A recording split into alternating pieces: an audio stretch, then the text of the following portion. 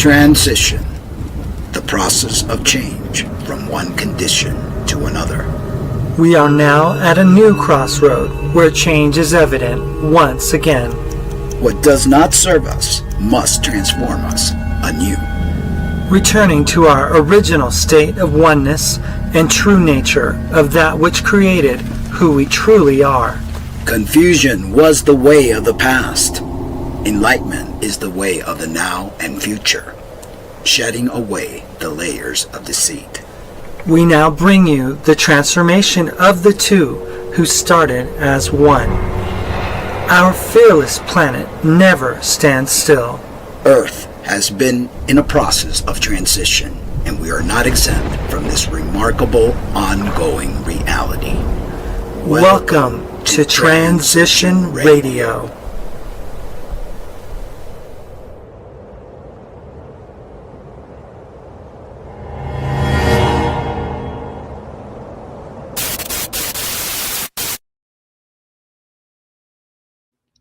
Hello, holiday shoppers. It's the most wonderful time to go completely insane. That's right, Mark. Fight that stranger for the last Tickle Me Elmo. Perform an Olympic dismount into the clearance bin. Teach the kids that joy comes in a cardboard box with a smile on it.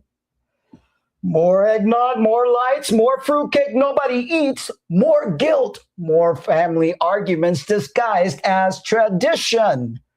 Wait, and why are we doing this again? Hell if I know. Every year we pretend. Every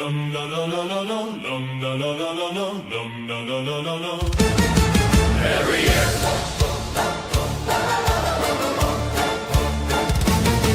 Every year we pretend that it's here. The time of laughter and good cheer. Our credit card debts rise above the clouds, leaving us hopeless and without a doubt. Less happy, less thankful, and the greed shows in our eyes. The more we have, the more we want, but it's Christmas time. We should shout, la la la la. We have new things, we may not afford them, but who gives a shit? We have the look, the things we want. We'll worry about the outcome when the season stops. It's Christmas time once again. We live in a world like a pent-up pet. Hey, why can't we change things around? Less focus on the material and more focus on our hearts. How many pairs of shoes do you need? Do you really need that outfit, or is it just another gown? Oh, yeah. La la la la, we have new things, we may not afford them, but who gives a shit? We have the look, the things we want, we'll worry about the outcome when the season stops. It's Christmas time once again. We live in a world like a pent-up pet. Oh, yeah, yeah, yeah, oh, yeah, yeah, yeah, oh, yeah, yeah, yeah,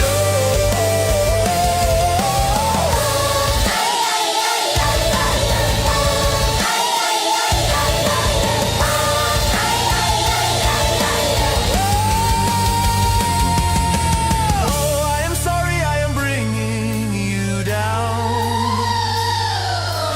You enjoy the illusion and playing a clown. You fall for the lie that this time of year brings. So you would rather be asleep and pretend you are glee.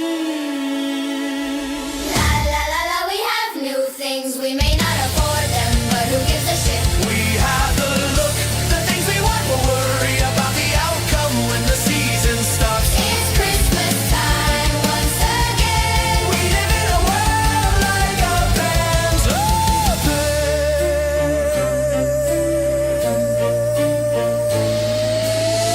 I will leave you with this message.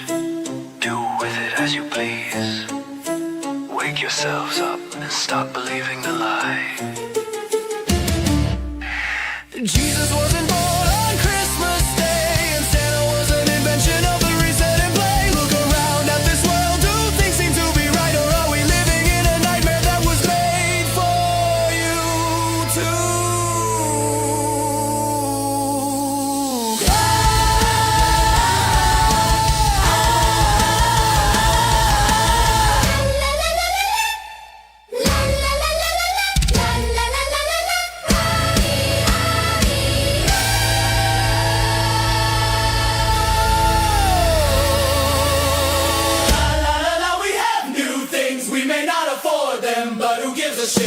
we have the look, the things we want, we'll worry about the outcome when the season stops. It's Christmas time once again. We live in a world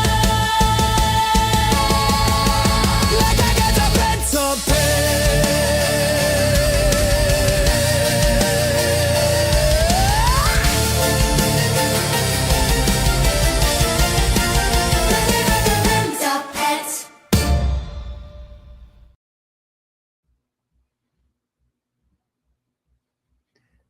We were born into a world of names before your eyes even opened, before your lungs took their first gasp of air.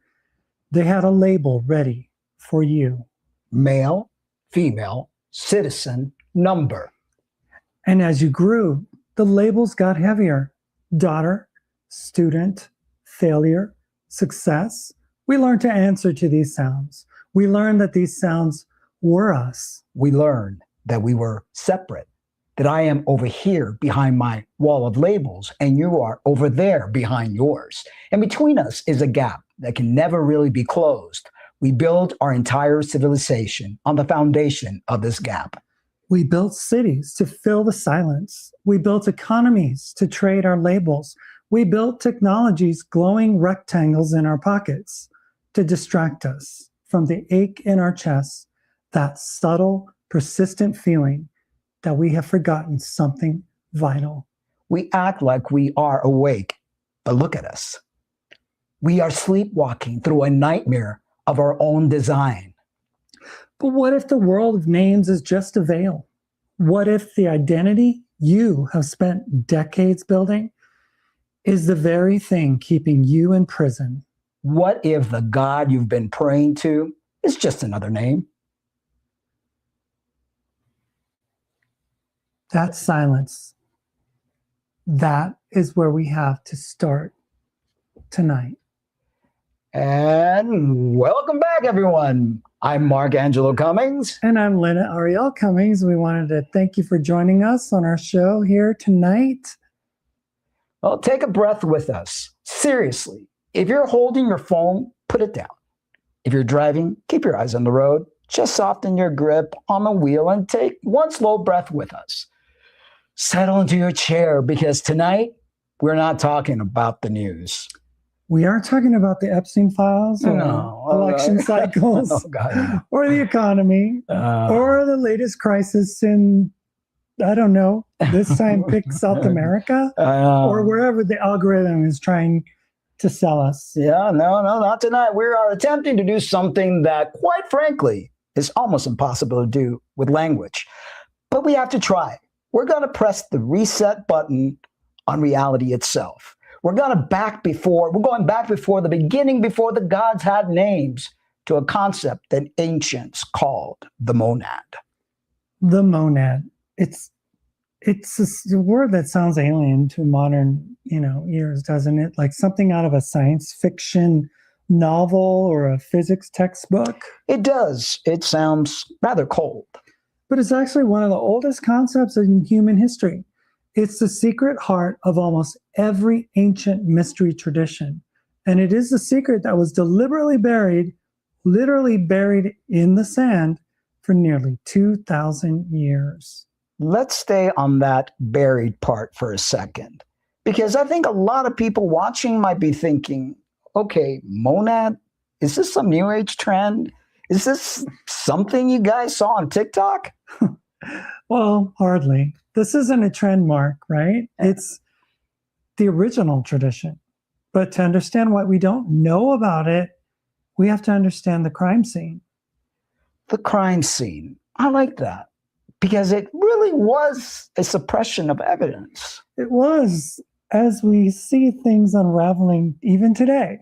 So let's travel back, not to ancient times, but let's say 1945, December, Upper Egypt.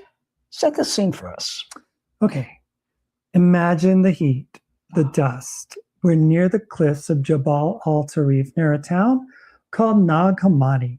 There's a peasant named Ali al-Saman, and he's out there with his brothers. And they aren't looking for enlightenment. They aren't archaeologists either. They're looking for fertilizer. Sounds exciting, huh? Yeah. Exciting. Exactly. They're digging for sabak, which is basically nitrate-rich soil to help their crops grow. It's a mundane day, hard labor, and then clink. The sound that changed history. Muhammad's shovel hits something hard. He brushes away the dirt and he finds a jar, a red earthenware jar, almost a meter high, sealed with bitumen. Now put yourself in his shoes. You're in the desert. You find a sealed jar. What's your first thought?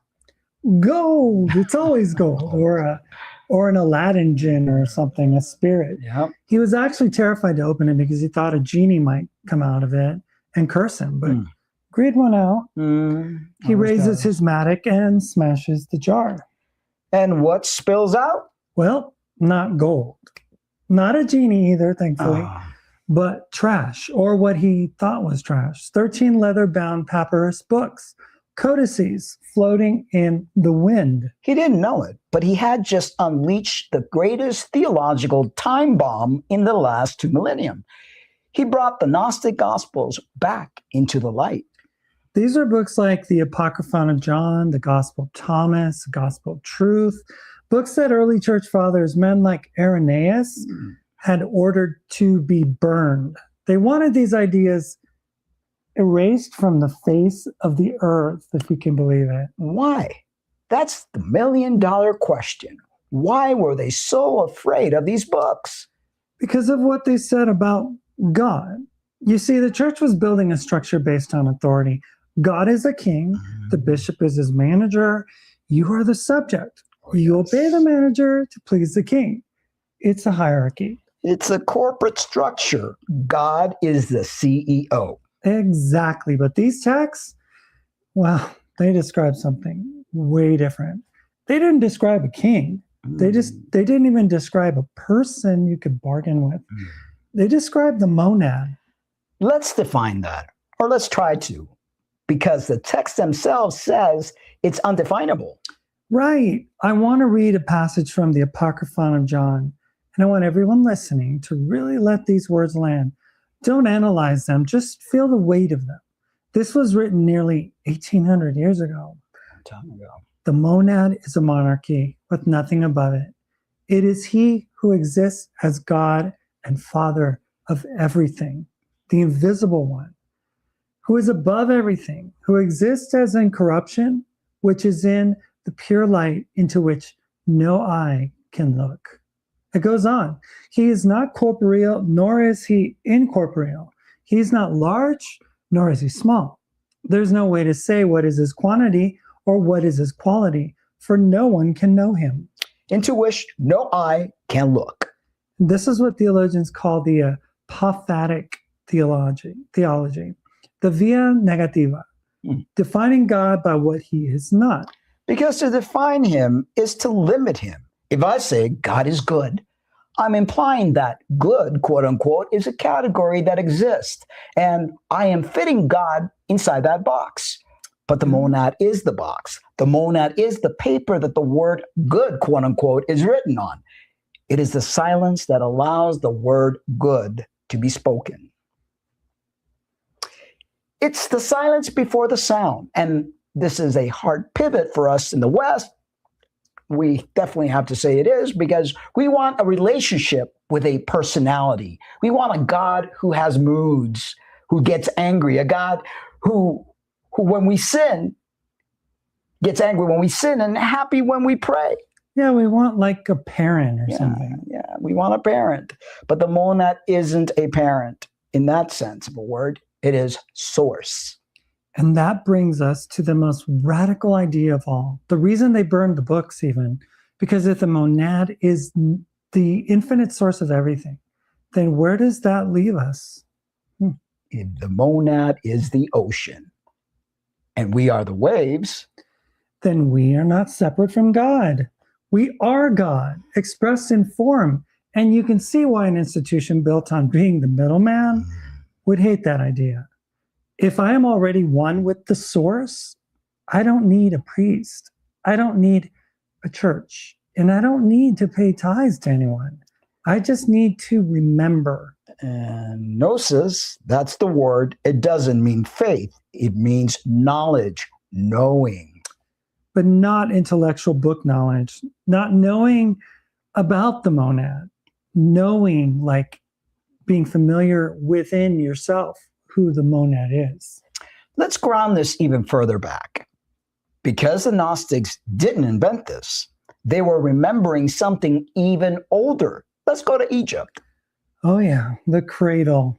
Yes, Heliopolis, the city of the sun, 4,500 years ago, the Egyptian priests didn't talk about a monad, but they had a story that matches perfectly. They talked about the nun. The nun, and not like a.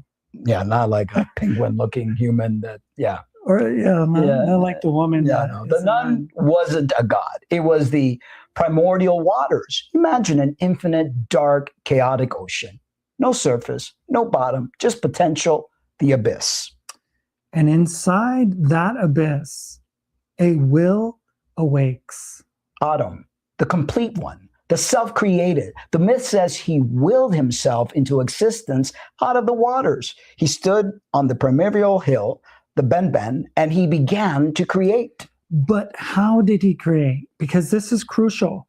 He didn't build things like a carpenter, and he didn't mold clay like a potter. No, the text says he sneezed them out, or he spat them out, or in some version, well, it was an act of self-pleasure.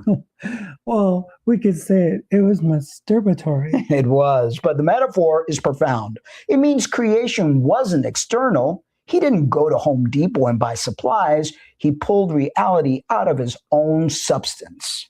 Emanation.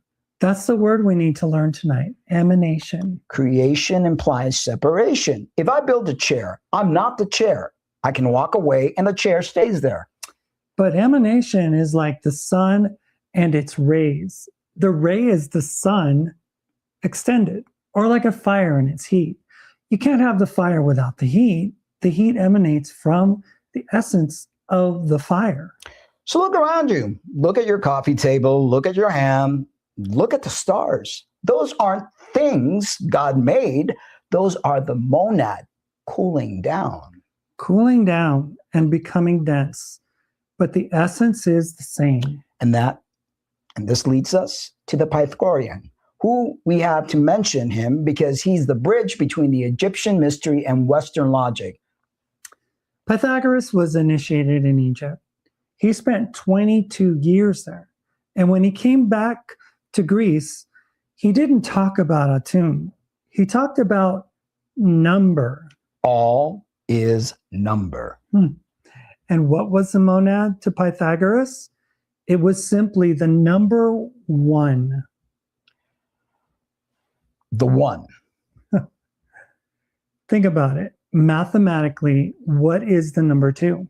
It is 1 plus 1. What is the number 3? It is 1 plus 1 plus 1. There's no other number.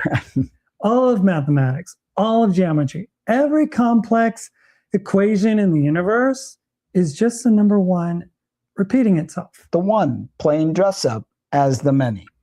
So if this is true, if the monad is the only thing that exists and we are just emanations of it, then separation is a lie. It's a mathematical impossibility. And yet, it feels real, doesn't it? I mean, it feels incredibly real. Pain feels real. Loneliness feels real. If I pinch you, it hurts. Ow. And that's the crisis. That is the question that drove the Gnostics underground. They looked at this perfect system of oneness, and then they looked at the world. A world of animals eating each other, a world of disease, of war, of innocent children suffering. And they asked the question we are all afraid to ask. If the monad is perfect and the monad is one, why is this world a nightmare? So they concluded that a perfect God could not have designed this specific system. They decided that there was a glitch in the emanation, a mistake. A cosmic error. And that error, well, it has a name. The demiurge. Oh, yeah, the demiurge. So the demiurge, you said that with a lot of reverb in your voice. I didn't. It demands a little reverb, right? The demiurge. Demiurge. It sounds like a death metal band. Ladies and gentlemen, please welcome the demiurge. Oh, a D&D villain. Roll for initiative against the demiurge. But seriously, this is where the Gnostic lose a lot of people. We were talking about the one and the unity, which is all very namaste and nice. And now suddenly we're talking about a cosmic accident and a fake God. It feels like a hard left turn. And it is. But think about your own life, Mark. Does your life feel like a smooth, perfect, unitary flow of bliss? Or does it feel like a series of hard left turns and occasional, well, in my case, car crashes? Yes, fair point there. But my life feels like a car crash in a smooth flow of bliss. Exactly. And the Gnostics were the only ones brave enough to say, maybe the car crash is built into the system. So to understand the demiurge, we have to talk about his mother. His mother? Well, Sophia. Okay, Sophia means wisdom in Greek. Philosophy is philosophia, the love of wisdom. Right, in the Gnostic myth. And remember, this is a myth, a map for the mind. Sophia was one of the eons. She lived in the pleroma, the fullness of the monad. It's like the VIP lounge of existence, pure light, pure connection. Sounds nice. Why leave? Well, she got restless. She looked at the monad, this unknowable silent father, and she wanted to know him. She wanted to comprehend the incomprehensible, and she decided to create something, well, on her own. Without a permit. Yeah, without a permit. And without her consort. In this cosmology, creation is supposed to be a partnership, a balance of masculine and feminine energies. But Sophia went solo. She acted out of passion, out of ego maybe, or maybe just out of sheer uncontainable creativity. I relate to that. That's like trying to assemble IKEA furniture without the instructions. I don't need the manual. I'm Sophia. I got this. And it's just like your IKEA furniture. The result was wobbly because she acted in isolation. She birthed something that was imperfect. The text says she was horrified when she saw it. It was a miscarriage, a being that had power, but no spirit, no connection to the source. And what did the miscarriage look like? Because the descriptions are wild. Well, they are nightmare fuel. The Apocryphon of John describes him as a serpent with the face of a lion and eyes flashing with fire. I think I might have. No, I took it out. I thought I had a picture, but oh, no. Yeah, so a lion snake subtle. Yeah, Sophia was so ashamed of this thing, this Yaldabaoth. Poor thing got named Yaldabaoth. She cast him out of the pleroma. She hid him in a cloud so the other eons wouldn't see her mistake. He had a face only a mother could love. Okay, pause. This is essentially a story about a mother hiding her embarrassing child in the basement. Well, basically, but here's the tragedy. Yaldabaoth wakes up in the cloud. He's alone. He doesn't know about his mother. He's like a snake, right? Little snake getting born.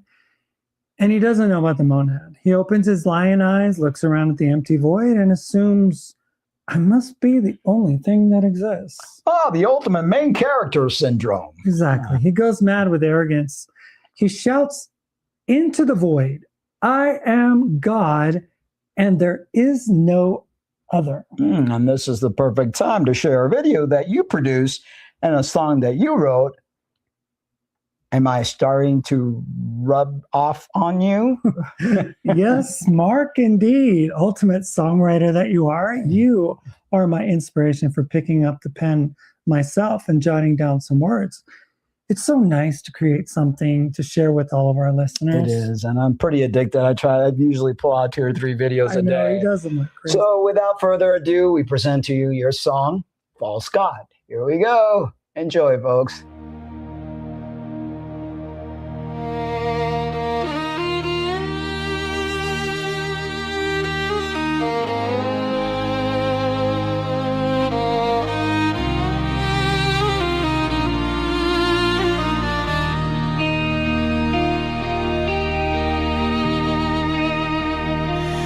They say that long ago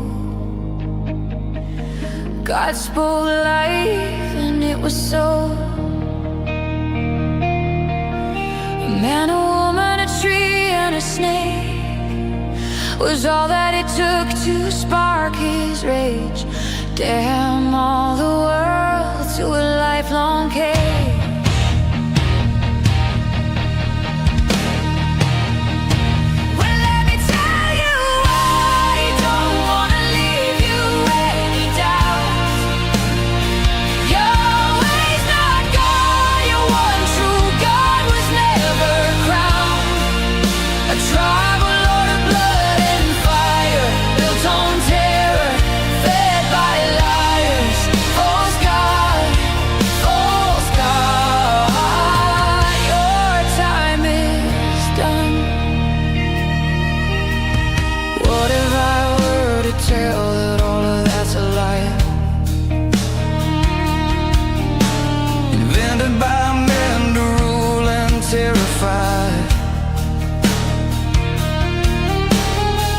As a chain, heaven is bait, hell for the rest is what awaits their fate. All scripted by men who plagiarized and stole, rewrote and took credit for tales centuries old.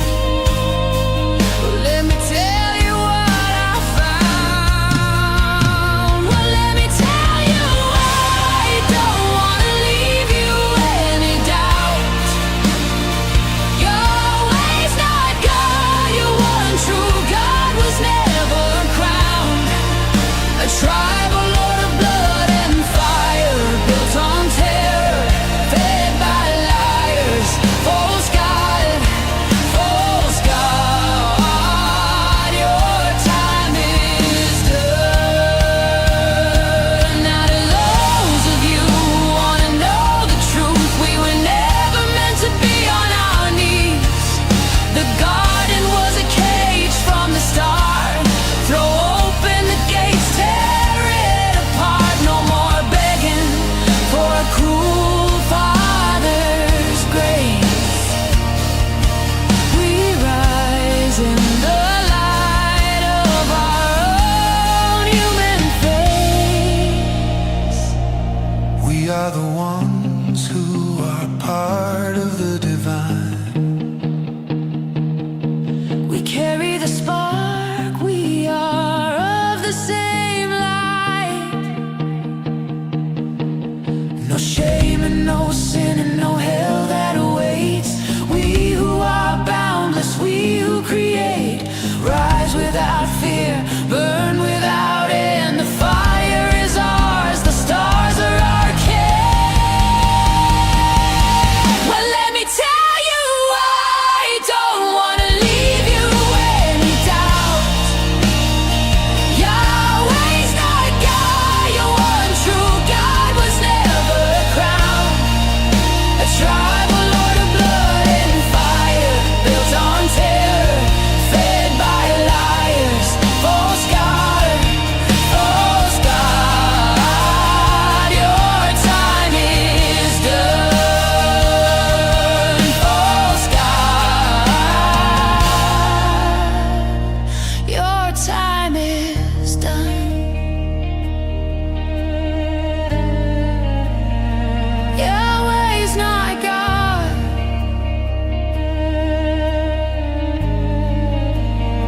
Yahweh's not God.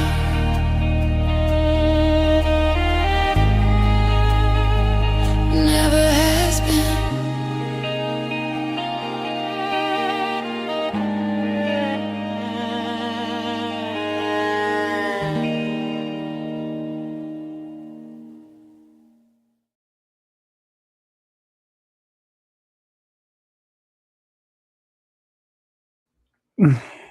And that is the God of the Old Testament. That is the Gnostic argument. They read the book of Exodus where Yahweh says, I am a jealous God. And they asked a very logical question. If you are the only God, who are you jealous of? If I'm the only guy in the room, I'm not jealous of the empty chairs. Jealousy implies competition. And Valid 45 says, what a beautiful song. And the words couldn't be more true. That is true. Thank you. Yes. It was a pleasure putting it together. Yep. Bingo. Yeah. Yaldabaoth is jealous because deep down in his lion snake subconscious, he feels the light of his mother. He knows he's a fraud. Yeah. He knows there's something above him, and he is terrified that we will find out. Kind of like a lot of people are terrified right now in that White House. So he builds a distraction. He builds the material world, Yeah. the cosmos. He creates the archons, the rulers, to be his henchmen. Think of them as cosmic middle managers. The DMV of the soul. Yeah, the bureaucracy of suffering. Yeah. Their job is to maintain the structure, to keep the planet spinning, to keep time moving, to keep gravity holding us down. They built this elaborate clockwork universe. It's a prison.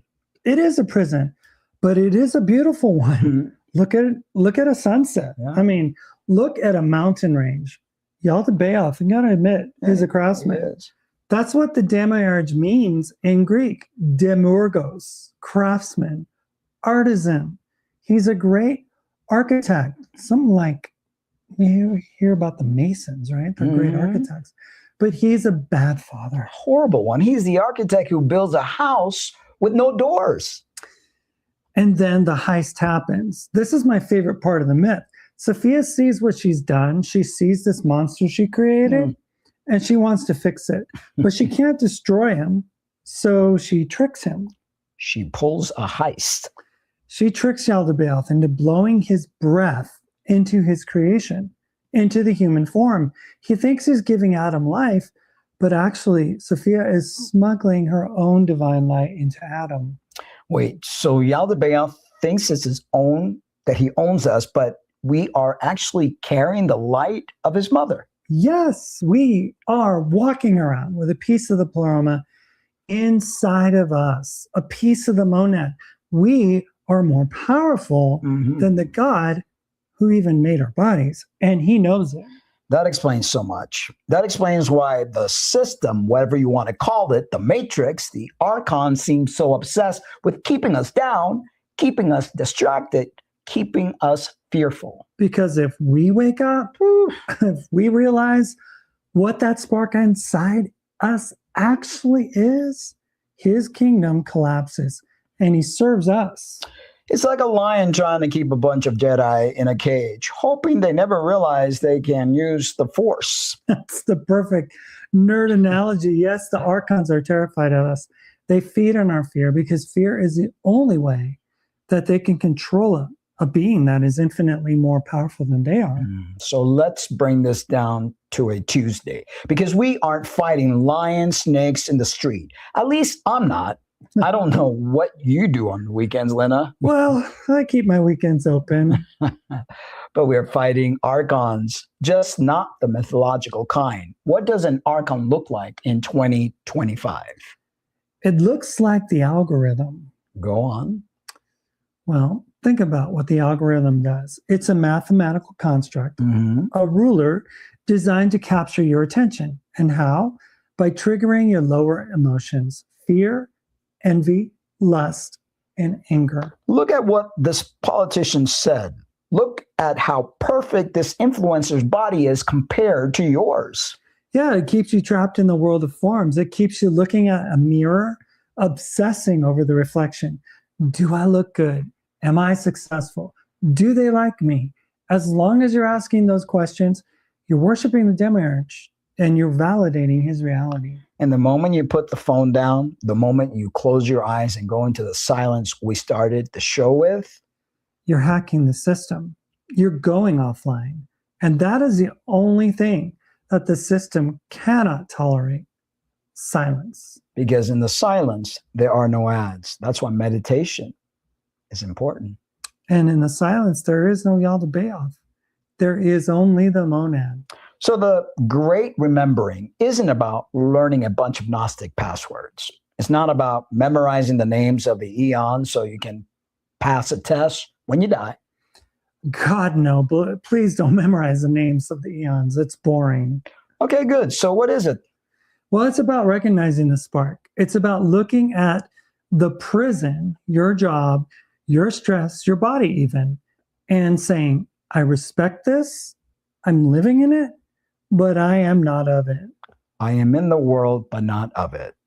Yeah, it reminds me of my old Jesus loving days because he said that. And in the Gnostic tradition, Jesus wasn't the son of the demiurge. Of course not. He was an emission from the pleroma.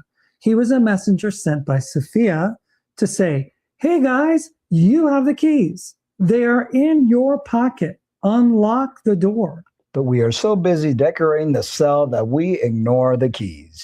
We are. We're putting up wallpaper in a burning building, right? Okay, so we know the problem. We are divine beings with a case of amnesia, trapped in a reality show produced by the insecure lion snake. That's succinct. I like it. How do we get out, though? Not just theoretically. How do we actually start walking towards the exit? Because the raw material, the law of one, give us a very specific roadmap, and it doesn't involve fighting. No, and fighting just feeds the archons. You can't fight hate with hate. You can't fight darkness with darkness. You have to turn on the light. You have to remember the law of one. Okay, we've covered the bad news. The bad news is the world is a construct. The architect is an insecurity-riddled demigod, and we are trapped in a system designed to feed on our anxieties. Wow, yeah, that's a grim Gnostic diagnosis, isn't it? Yeah. And if we stop there, this would be a very depressing Tuesday night, 2 nights before Christmas. Yeah, that thing. We just have to tell everyone, good luck. Don't feed the archons. It's kind of like the gremlin, don't feed him after midnight. But we aren't stopping there, because in the 1980s, a group of researchers, LL Research, Don Elkins, Carla Ruckert, Jim McCarley, made contact with a source that gave us the other half of the story. The raw material, the law of one. Now, Lena, be honest. When you first encountered this material, what was your reaction? My first reaction? Mm-hmm. I thought it was dense. I mean, it reads like a PhD dissertation written by an alien. The syntax is weird. They use words like distortions and complexes. It's not easy reading.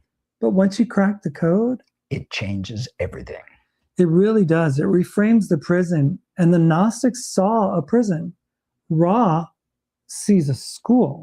That's a massive shift. A prison is somewhere you're punished. A school is somewhere you learn. Also, could be punishable as well. It might feel like a prison during final weeks. Oh, yeah. High school definitely felt like a prison. Kind of looks like one too, exactly. But the purpose is different. So let's look at the monad through Ra's eyes. Ra, R-A, doesn't call it the monad. They call it intelligent infinity. Intelligent infinity. It implies that the void isn't empty. It's pregnant. It's waiting. And Ra says that the creator has one single desire, to know itself. This is the why. Why does the monad bother creating anything? Why not just stay in the bliss of the void? Because if you are everything, you are also alone. You have no mirror. You can't experience surprise. You can't experience friendship. You can't experience love. And really, because there is no other to love. So the monad shatters itself. It plays a game of cosmic hide and seek. It pretends to be Mark and Lena and the viewers, just so it can have the thrill of rediscovering itself. But to make the game real, to make the stakes matter, there has to be a rule, a primary law. The law of confusion. Otherwise known as free will. This is the answer to the question everyone asks. If God is real, why doesn't he stop the wars? Why doesn't he come down and fix the economy? Right. Why doesn't the teacher take the test for me? Exactly. Ra explains that for the creator to know itself, the parts, us, must be totally free to choose. If the monad intervened, If a giant hand came down from the sky and stopped a bullet, then we aren't free agents. We are robots. We are puppets. And a puppet cannot love. A puppet can only obey. so the silence of God, the fact that the monad doesn't step in, is actually the ultimate sign of respect. It's the creator saying, I trust you to figure this out. Even if you burn the classroom down, I will not violate your free will. That is terrifying and liberating at the same time. It means we are responsible. There's no daddy coming to save us. We have to save ourselves. And to make that free will real, we have the veil of forgetting. Talk about the veil, because this is why we feel so lost. Well, imagine you're playing poker. If you play for matchsticks, you don't care. Right? You bet crazy, you laugh, it doesn't matter. But if you play for your house, if you, play for your life savings, Your hands shake, you sweat, the game becomes real. the veil makes the game real. When we incarnate into third density, this human life, we forget that we are eternal beings. We forget that this is human life. We forget the pleroma. We think this life, this 70, 80, 90 years is all there is. So the stakes feel infinite. If I lose my job, I die. If she breaks up with me, my life is over. And because the stakes feel so high, our choices carry weight. If you choose to be kind to someone, when you think this is your only life, that kindness means something. It creates a massive polarization in consciousness. If you knew you were an immortal light being, kindness would be easy. Oh, sure, take my wallet. I have infinite light. Yeah, right. Take my car. I can manifest another one. That's not growth. Growth happens when you're scared, when you are scarce, when you are hurting and you still choose to love. That is the gold. That is what the monad is harvesting. Let's talk about that harvest, because Ra gives us a structure. The densities, it's like the grades in the school. It's the evolution of light. First density is the cycle of awareness. Fire, wind, water, earth. It's being. The rocks don't know they are rocks, but they are. Second density is the cycle of growth. Plants and animals. A dog knows it's a dog. It knows its master, but it doesn't have a concept of I separate from the pack. And then the graduation to third density, the human stage. This is the awkward teenage phase of the universe. It really is. Well, third density is the cycle of self-awareness. I am I. This is where the veil drops. This is where we feel alone. We're cut off from the pack, cut off from the planet. And the purpose of this density is not to build iPhones or empires. Though we got really good at that. We got distracted. The purpose is to make the choice. This is the crux of the law of one. There are only two paths forward. You cannot stay in third density forever. Eventually, the school closes. You have to graduate. And there are two majors you can pick. Service to self, the negative path, or service to others, the positive path. Let's break these down, because service to self sounds like a villain in a cartoon. But in 2025, it's actually the default operating system of our culture. It is. Service to self isn't just, I want to KILL people. It's much more subtle. It's the belief that I am the center of the universe. It's the belief that for me, you must lose. And it's transactional. We have a perfect example of it sitting in our White House right now. I will love you if you make me look good. I will help you if I get a tax write-off. That is a service to self. It is the path of contraction. It's a black hole, really. It pulls everything in to feed the ego. And Ross says, and this is controversial, Ross says this is a valid path. Wait, the creator allows you to choose the dark side? Yes, because all is one. Even the darkness is the creator exploring itself. If you want to spend 1 billion years exploring separation and power and control, the creator says, okay, have at it. That is remarkably tolerant. Well, it's not tolerant. It's the law of confusion again, but it's a lonely path. It's a path of constant struggle because you're fighting the gravity of the universe. The universe wants to unite. Service to self fights to stay separate. Okay, so let's talk about the other path, the one most of us think we are on, but maybe we aren't practicing it as well as we think. Service to others. The positive path. This is the path of expansion. It is the realization that the other self is actually the self. It's empathy weaponized. It's seeing the checkout clerk, the homeless man, the billionaire, and the politician as you in a different costume and acting accordingly. It's radiating like the sun. The sun doesn't ask, do you deserve my light? It just shines. But here's the catch. Ra gives us a number, a passing grade. To graduate to fourth density positive, you have to be 51% service to others. 51%. Just above the tipping point. Mm-hmm. You don't have to be a saint. You don't have to be Mother Teresa. You just have to care about others slightly more than you care about yourself, more than half the time. That sounds easy until you try to do it for a whole day. Yeah, right. Try to do it in traffic. Try it doing it when you're hungry. I am hungry. I want the last slice of pizza, but service to others. I will give you the pizza, creating a 51% polarity shift. But seriously, 51%. That means the monad is grading on a curve. It knows this density is hard. It knows the veil is heavy. It's not asking for perfection. It's asking for bias. Which way does your compass needle point when you aren't looking? Does it point toward me? Whoops, I hit my mic. Or does it point toward us? This brings us to the present moment because Ra talks about the harvest, the end of the 75,000 year cycle. And we are in it. Look at the world. Why does everything feel so polarized? Why is the political divide getting even wider? Why is the wealth gap getting wider?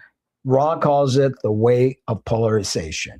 As the new energy comes in, as the fourth density lights hits the planet, everyone is being forced to choose a side. You can't sit on the fence anymore.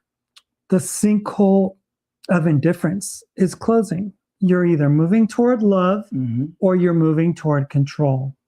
And that middle ground where we used to be is disappearing. And that explains the anxiety. We feel the pressure of the choice. It's not just political pressure. It's metaphysical pressure. Our souls are being squeezed to see what juice comes out. And is it the juice of fear or is it the juice of love? Okay, so we are in the school. It's finals week. The pressure is on. And a lot of us feel like we are failing. We feel tired. We feel overwhelmed. And that is why the next part of this conversation is so important, because we aren't just students. Some of us are tutors. The wanderers. If you have ever felt like you were dropped off on the wrong planet, if you look at human behavior and think, what? This is insane. Why do they do this? You need to listen to this next part very carefully. Because you might not be from here. Wanderers. It's a romantic word. It sounds like something from a fantasy novel. The wanderer returns. It does. It sounds heroic. But in the raw material, being a wanderer isn't a vacation. It's a deployment. Let's define it clearly, because there are a lot of people watching right now, maybe you're in the chat, who have struggled your entire life with a feeling that you just don't fit. And I don't mean I wasn't popular in high school. No. We mean a fundamental bone-deep sensation that the systems of this planet, the way we treat each other, the way we handle money, the way we worship war, are completely and utterly insane. Like looking at a car crash and everyone else is cheering and you're the only one horrified.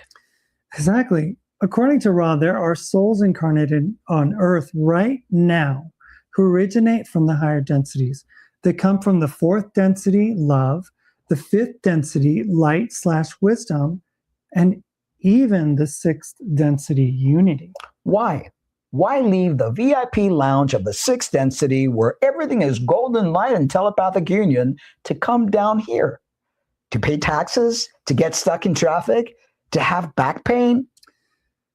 Because they heard the call. Ross says that when the cycle of a planet comes to an end, like the harvest we talked about, the planet itself cries out for help. The suffering on Earth is so loud, metaphysically speaking, that it rings through the cosmos. And these souls, I believe that you're one of them. The wanderers, they are the volunteers. Ra calls them the brothers and sisters of sorrow.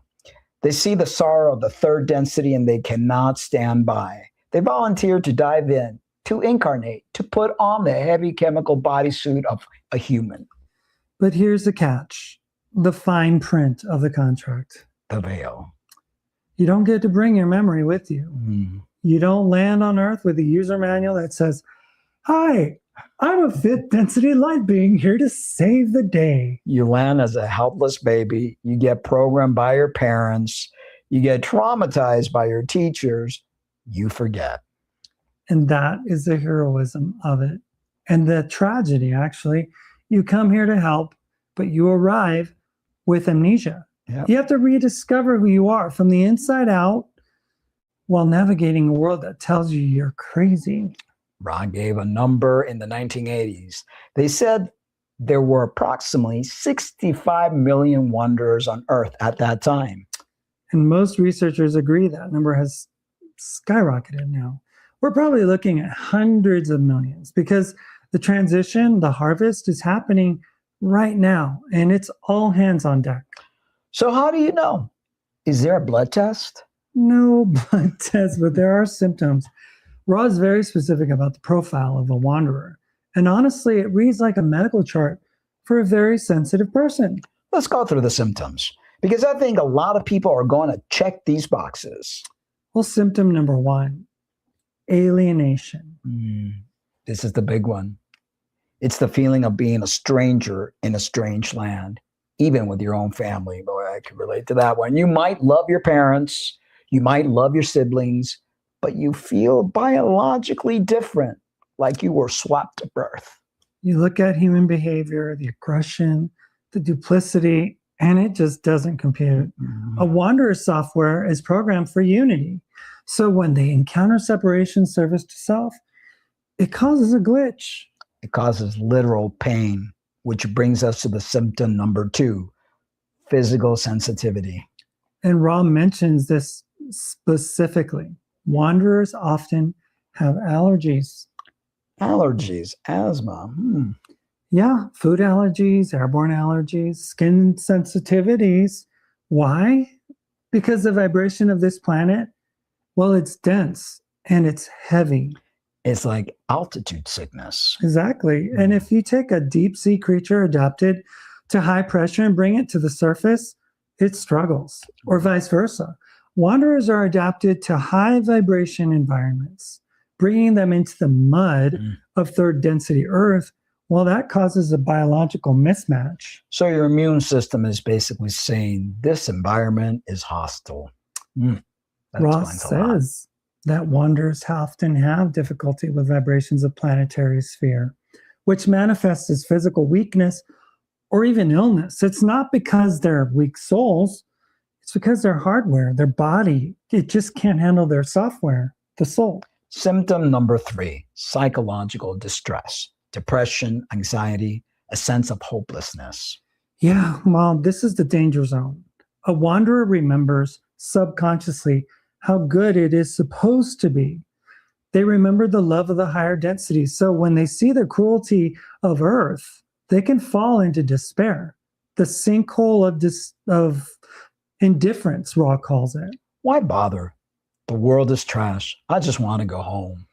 I've heard that said so many times. I just want to go home. And if they don't mean their house, they mean home, the pleroma, the monad. But there is the danger. If you succumb to that despair, if you check out, you failed the mission. And worse, you can get trapped. Ra warns about the explicitity. A wanderer who comes here and forgets who they are can become karmatically involved. Explain that. How does a light being get stuck? Well, let's say you came here to teach love, but you get treated badly, you get abused, you forget your mission, you get angry, you become bitter, you start playing the game of service to self, you start manipulating others to protect yourself. You start fighting the archons with their own weapons. Exactly. And the moment you do that, you create karma, you create inertia, and now you can't leave. When you die, the law of the universe says, hey, you have unfinished business here. You hurt that person. You have to balance it out. So you have to reincarnate again and again and again. Ross says there are wanderers who've been stuck here for 25,000 years. They came for a quick mission and got caught in the cycle. That is terrifying. That's the trap the Gnostic talked about, but it's a trap of our own making. So the urgency of waking up, and that's not a popular word these days, isn't just about feeling better. It's about survival. It's about a mission critical status. You have to remember why you came before the bell rings. So what is the mission? If I'm a wanderer, hypothetically, what am I supposed to do? Do I need to start a YouTube channel? Do I need to run for office? Do I need to stand on a corner with a sign saying, the monad is coming? Please don't. Ra is very clear on this. The mission is not doing. The mission is being. I wrote a song. Just You be. did. Just You be. did. I should. Being. Yeah. That sounds passive to our Western ears. Don't just stand there, do something. But in metaphysics, being is the most active thing you can do. Ra explains that wanderers act as planetary anchors. Think of a lightning rod. Okay. Lightning, cosmic love/light, wants to hit the ground, but the ground, Earth, is so dense, it resists the light. The wanderer acts as a conductor. Because your soul is naturally tuned to the fourth density, you automatically ground that high frequency energy into the Earth grid. Just by being here. Just by breathing, just by meditating, just by loving your cat. When a wanderer vibrates at a frequency of love, they lighten the planetary load for thousands of people around them. You don't have to preach. You just have to resonate. And that recontextualizes the loneliness, doesn't it? If you're sitting alone in your apartment on a Tuesday night, feeling weird and isolated, you aren't failing. You might be holding the frequency for your entire zip code. You are a lighthouse. A lighthouse doesn't run around the island looking for boats to save. It stands there, it shines, and the boats find their way. But lighthouses get battered by storms. Yeah, they do. That's why we have to take care of our biology. If you're a wanderer, you cannot live like a normal third density human. You can't process the toxins, physical or emotional, the same way. This is the self-care mandate, not as a luxury, but as a maintenance for the instrument. Yes, if you drink too much, if you eat garbage, if you doom scroll for hours, you're muddying the lens of the lighthouse. And if you feel it faster than others, it's going to be a guarantee. Your friend might be able to eat fast food every day and feel fine. You eat it once and you're in bed for 2 days. Yep. That's a sensitivity. It's a warning system. Keep the vessel clean. You know, this reminds me of the story of the prodigal son. We touch on it briefly, but Aaron Abke video really opened up that for me. And that's the ultimate wanderer story. The son leaves the father's house, the monad, Piroma. He goes into a far country, earth, third density. He squanders his wealth. He ends up eating with the pigs. Yeah, he forgets who he is and he thinks he's a pig farmer. But then the moment of gnosis, the text says, and when he came to himself, He didn't find a new religion. He didn't read a book.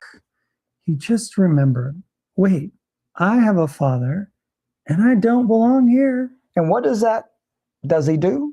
He turns around. That's repentance. Metonia, a change of mind. He turns back towards the source. And does the father scold him? Does the father say, look at you, you're dirty, you failed the mission? No, the father runs to meet him while he was still a long way off. And that is the message for every wanderer watching this. You might feel dirty. You might feel like you've been eating with the pigs, getting caught up in politics, anger, addiction. You might feel like you've failed. But the monad isn't judging you, unlike the demiurge. It's waiting for you to turn around.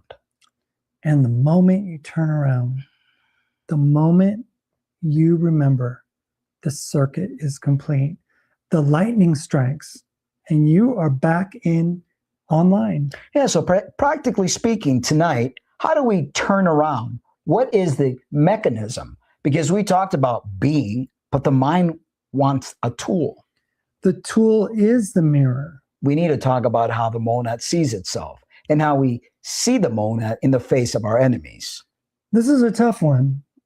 Mirror work. Yeah, It's the hardest part of the law of one. it is. It's the graduate level class. But if you want to graduate, you have to pass this test. So, we are the wanderers.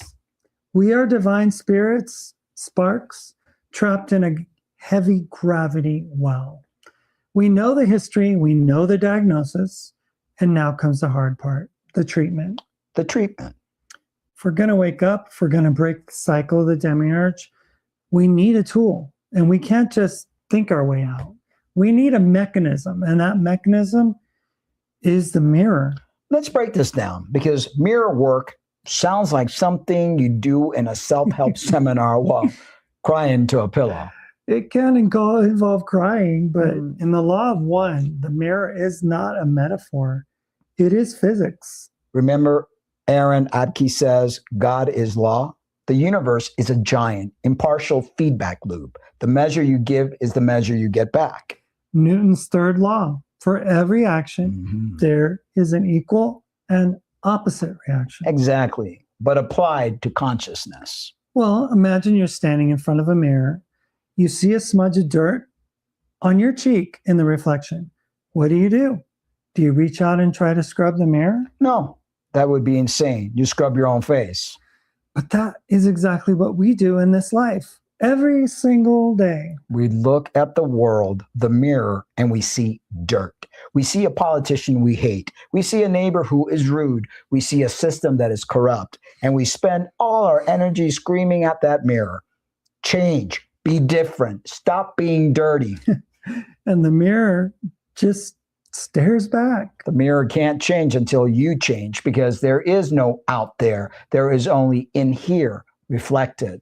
And this is the hardest pill to swallow. Are you saying that the jerk who cut me off in traffic is me? He is a reflection of a part of you. And this brings us to projection. This is a psychological term, but it's also metaphysical. Carl Jung talked about the shadow. The parts of ourselves we don't want to look at. Right. The inner detestable me, as Aaron calls it. We all have parts of ourselves we are ashamed of. Our greed, our anger, our laziness, our cruelty. But the ego cannot survive if it admits it is cruel. The ego has to be the good guy. So we take that cruelty and we pack it in a box. And we throw it onto someone else. I'm not greedy. Those billionaires are greedy. I'm not angry. That political party is angry. The moment you judge someone else with intense emotional charge, you have just found a piece of your own shadow.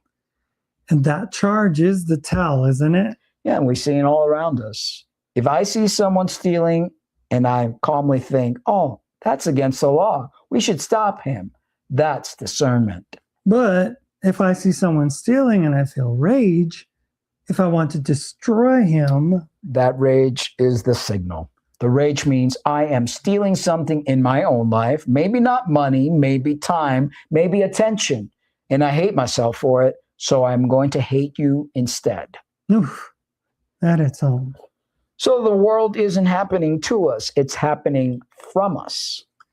The demiurge loves it when we scrub the mirror. Because as long as we're fighting the reflection, we are trapped in the illusion.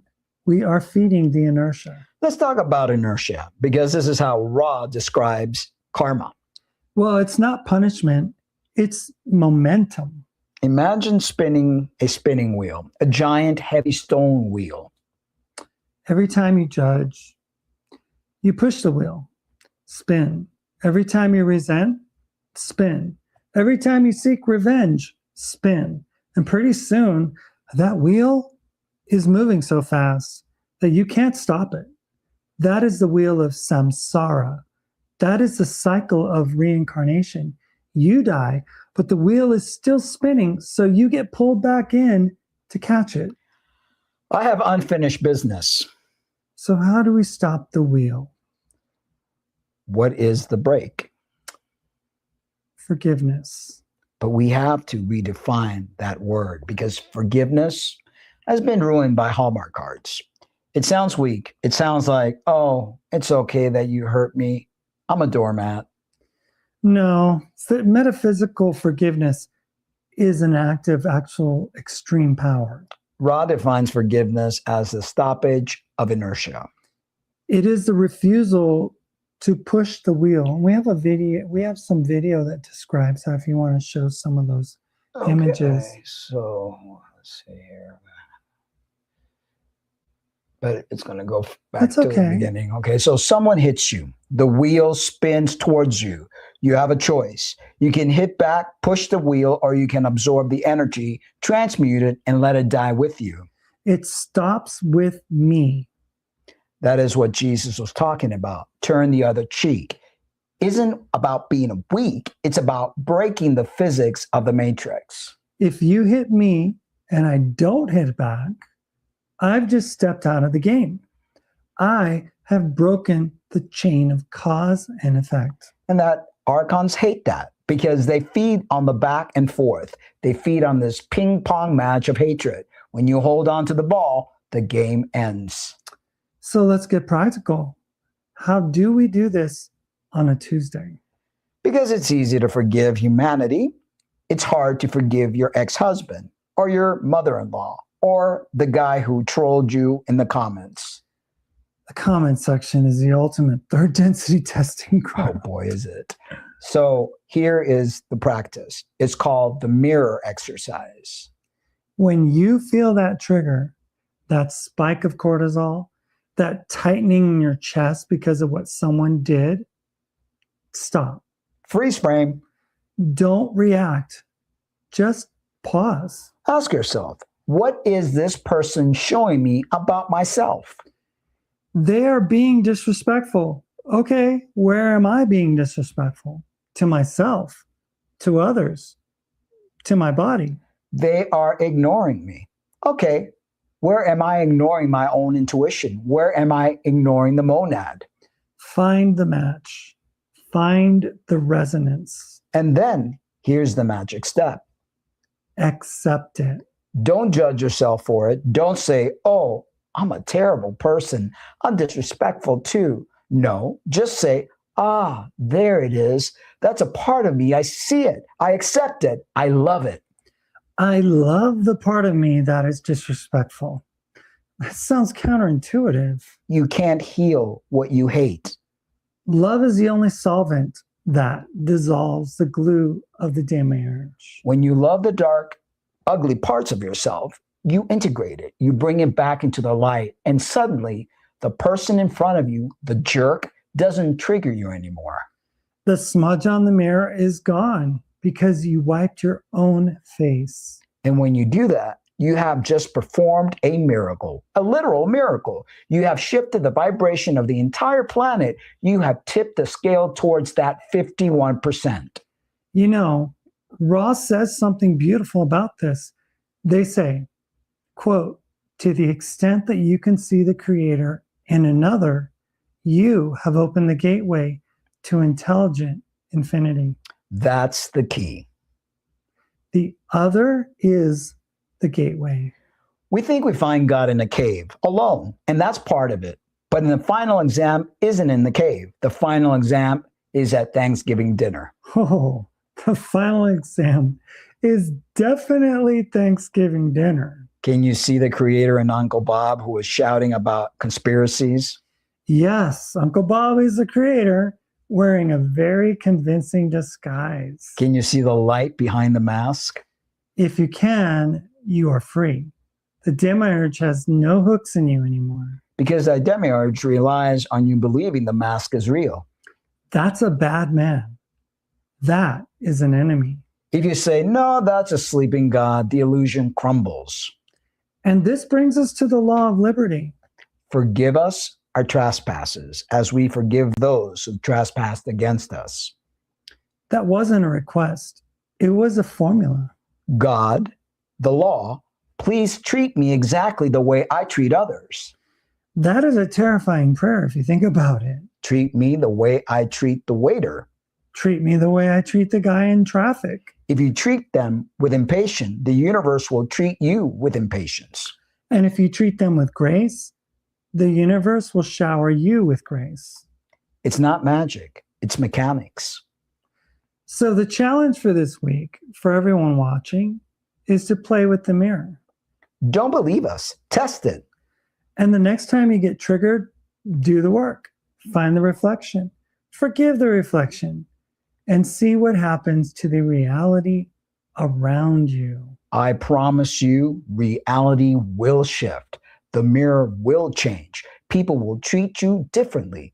Opportunities will open up because you aren't pushing the wheel anymore. And when the wheel stops, Well, when the noise stops, what is left? the return.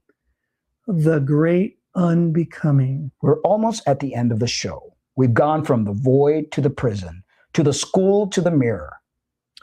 Now we have to talk about the final step, crossing the threshold. The moment when you drop the robes, When you stop being a wanderer, when you stop being a seeker, when you just are. we stand in the hallway of the great architect one last time. The mirrors are still there, showing us our best selves. The algorithm is still humming, offering us one last distraction, one last outrage, one last fear. But then we see a stranger walking towards us. They are bent double under the weight of their robes. The robes say enemy. They say sinner. They say wrong. And for the first time in our lives, we don't look at the robes. We look at the sweat on their brow. We look at the trembling of their hands. We feel the weight of their journey because we have carried it too. We reach out, not to fix them, not to debate them, but to help carry the load. We reach out and we pull a label off their shoulder. And as we do, a label falls off our own shoulder. We realize the secret that breaks the prison. There was never a stranger. There was only us. There was only us. We've spent a lot of time talking about history and metaphysics and ancient aliens even, but it all comes down to that one moment. The moment you look at another human being and you realize, wow, that's me.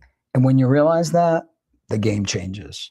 The school is dismissed. You don't need the lessons anymore because you have become the lesson. And we call this the great unbecoming. We spend our whole lives trying to become somebody. We want to become successful. We want to become enlightened. We want to become saved, quote unquote. But the monad isn't something you become. You can't become what you already are. The monad is the precondition. It's what is left when you stop trying to be anything else.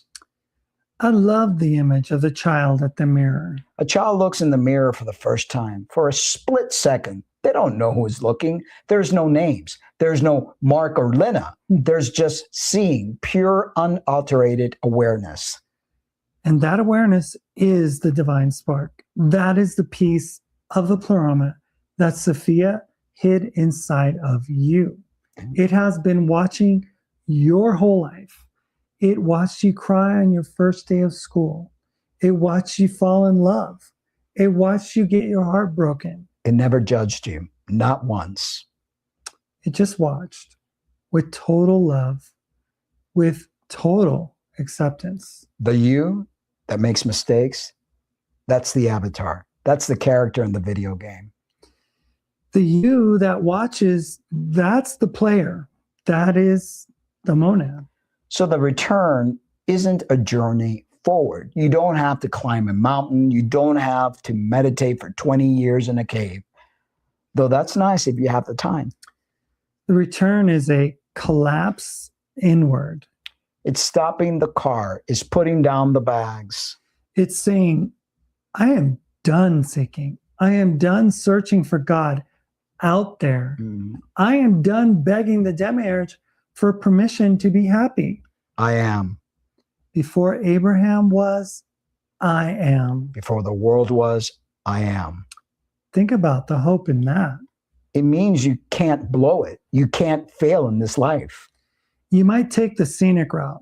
You might get stuck in third density for a few more lifetimes. You even might get lost in the weeds.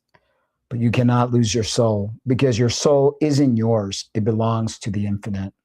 The wave cannot lose the ocean. The wave is the ocean waving. Even when the wave crashes, even when it breaks on the shore, it just slides back into the deep. So to everyone watching, to the wanderers, to the seekers, to the tired souls who just want to go home, We have good news. you are already home. You are just dreaming that you aren't. And the dreamer is waking up. Look at the chat right now. Look at the people in the comments.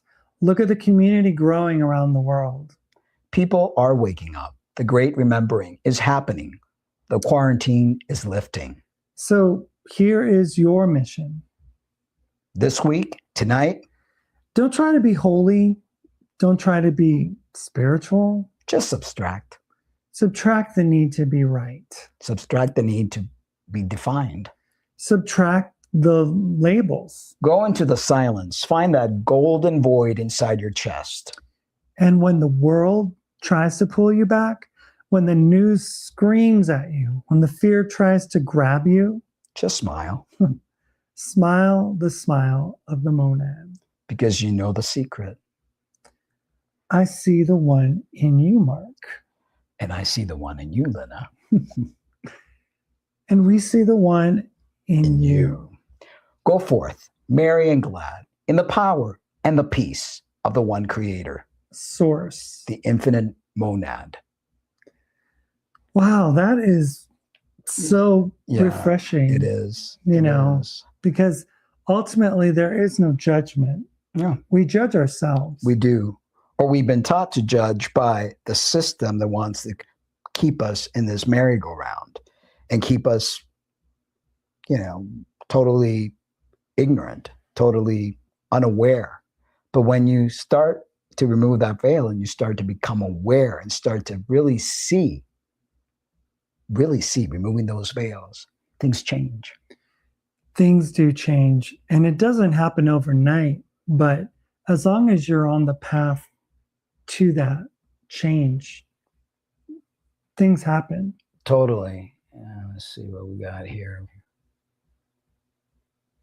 I don't know that. Best views on Stream Boo. Remove the space. That must be somebody Yeah. advertising. Yeah. Yeah, so I mean, the monad, who knew?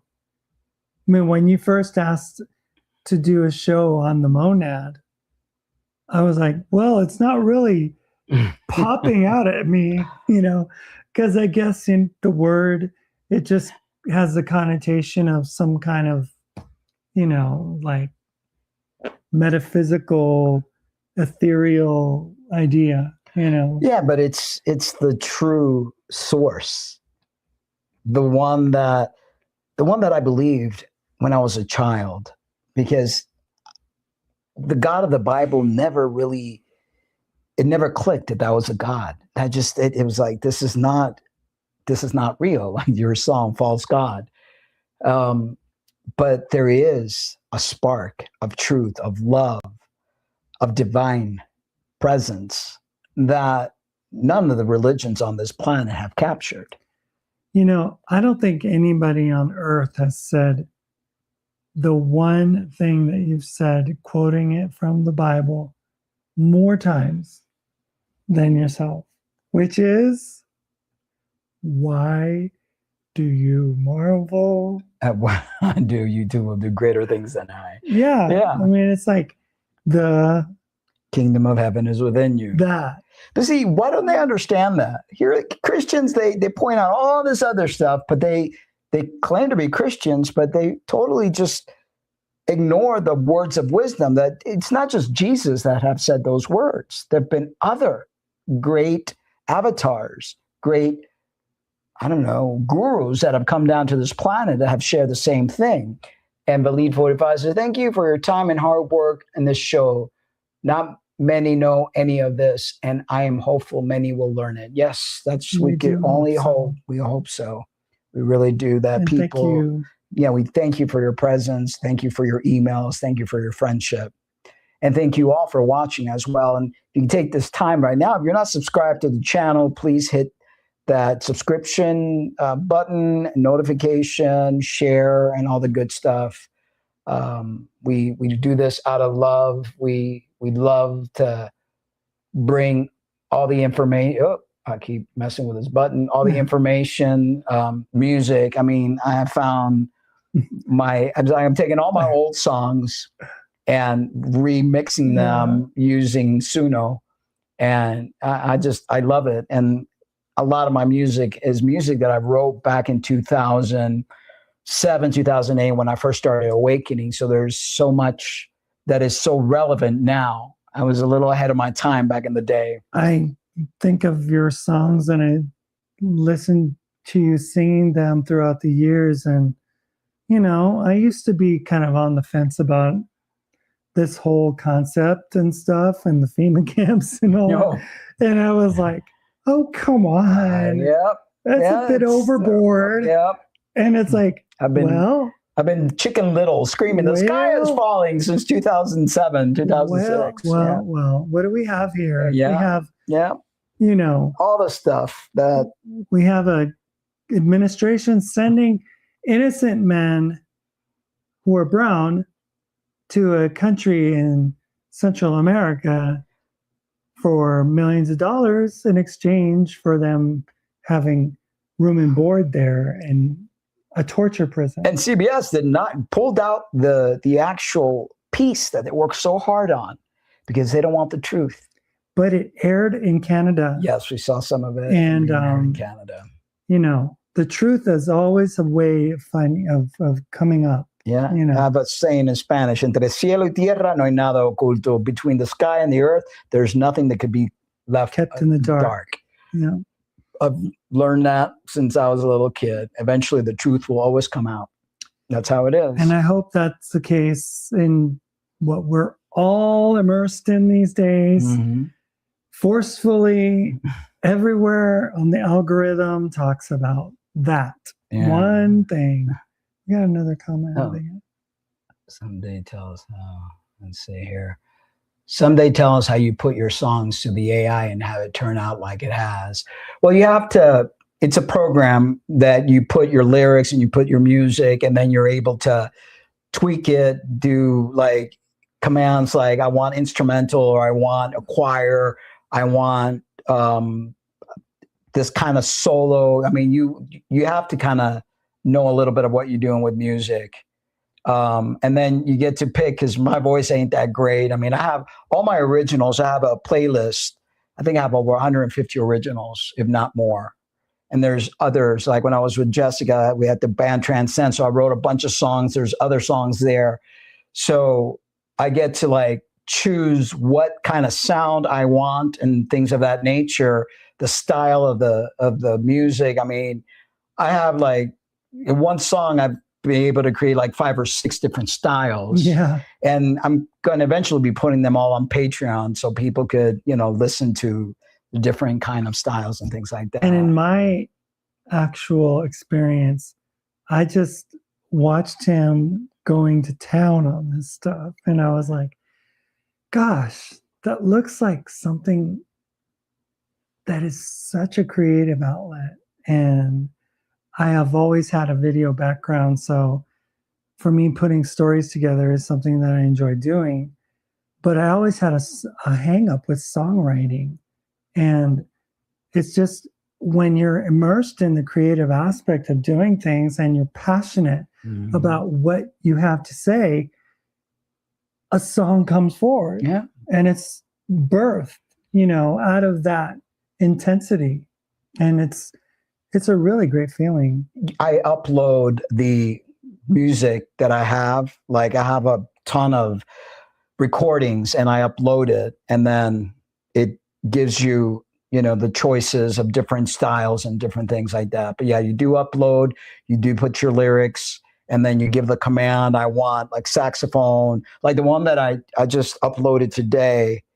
I added saxophone, I added native drums, all sorts of different things. And then the fun part is creating the video. Yeah. You literally. But he does it not in a matter of like days. He does it in like minutes. I mean, literally. Because I've been making videos. I'm like blown away. He's like, do you want me to work on your song? And I'm like, no, I want to do it myself. But I did work on that. I know. Pieces of Me. Yeah, you did that one. Yeah. But, it's like, I'm like, how do you do that? And he just has a way of just getting the prompts. It is a lot of fun. Generating the video. Yeah. It's such a creative outlet. I mean, it's like,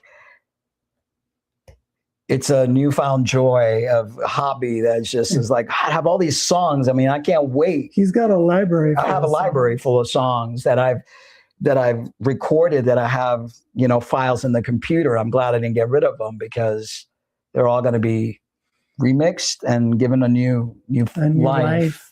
Yeah. For a new generation. Yeah. Yeah. And with a lot of the messages, because I've been writing with this type of messaging for a long, long time. Actually, my first song when I was 10 years old, I need to put that one up. Oh, Poor Orlando. That was a sad song. That one might be like a one with captions of like, what is it? Like, like a rated R or something. Why R? It's a kid well, it's a depressed child that, lost his parents. Orlando is his name. And parents died when he was young. Yeah. And then he goes, they put him on an orphanage, and then he escapes and he finds a dog, and the dog dies. And then he ends up going into the graveyard and saying, Mama, why did I come to be? And he, offs himself. And that was 10. All the entire family was like, are you depressed? That was my first song. And did you just come back from Disney? No, no, I can't see how much joy you have. Oh, I love it. I have done like 3 in a day. Yeah. 8 sometimes. Yeah. We kind of like work rock out today though. Yeah. Croc was like, I'm putting you on time out. You're in time out. Because I was making mine and you were doing yours. Yeah, we sit there and it's like, because you can literally tell it, okay, create this scene. It's like you're the ultimate filmmaker. Yeah. Because you have the world at your disposal. You can put the person into any situation. You create any surreal imagery. You can make a cartoon. You can make it a live-looking person. Yeah. I need somebody walking in the desert. Yeah. With, you give the commands, and it's just like it's so much fun. Yeah, it really is. But yeah. And your video that you did about Christmas. Oh yeah, that Christmas. Because I grew up a Jehovah's Witness, so Christmas wasn't a thing anyway. And then it's all part of such a commercialized lie that I see. And I've been very anti-corporations, anti-consumerism and all that stuff.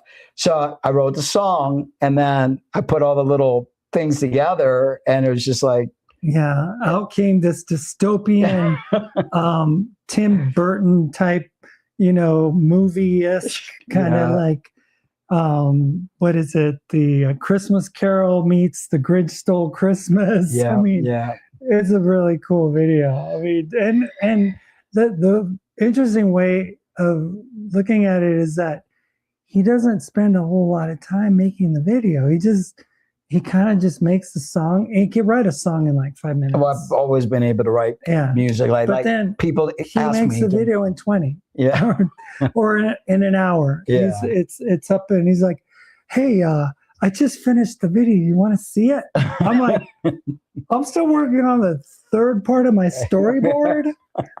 I mean, And I do it all on the phone too. It's like I have my little iPhone, and it's like, it's like, yeah.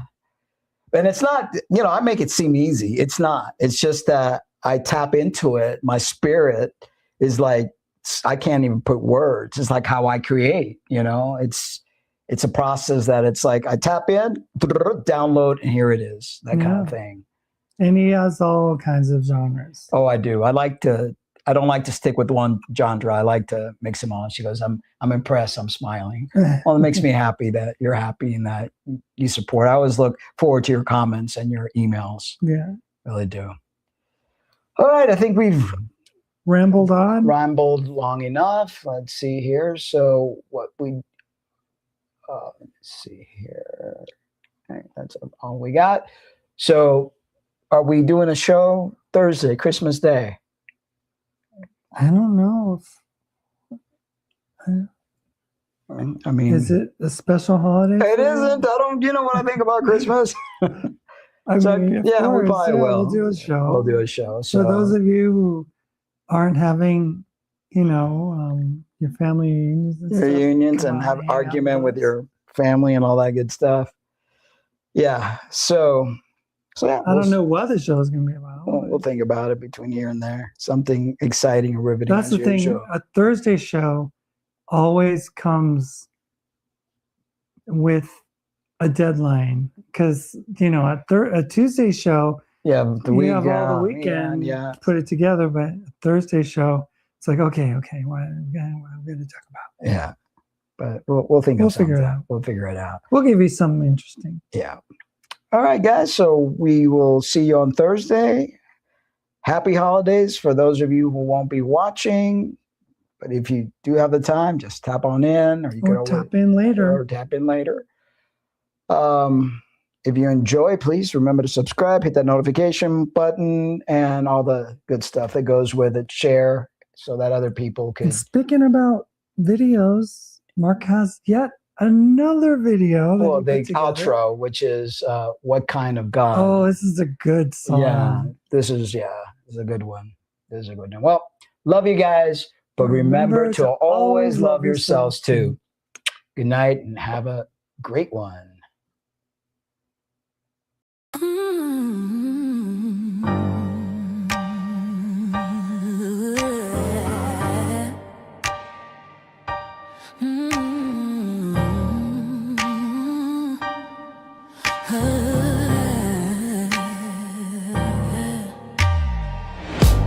This God wears shadows like a crown.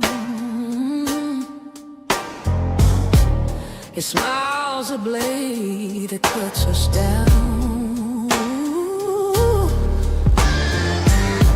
He walks through fire, leaves us ash.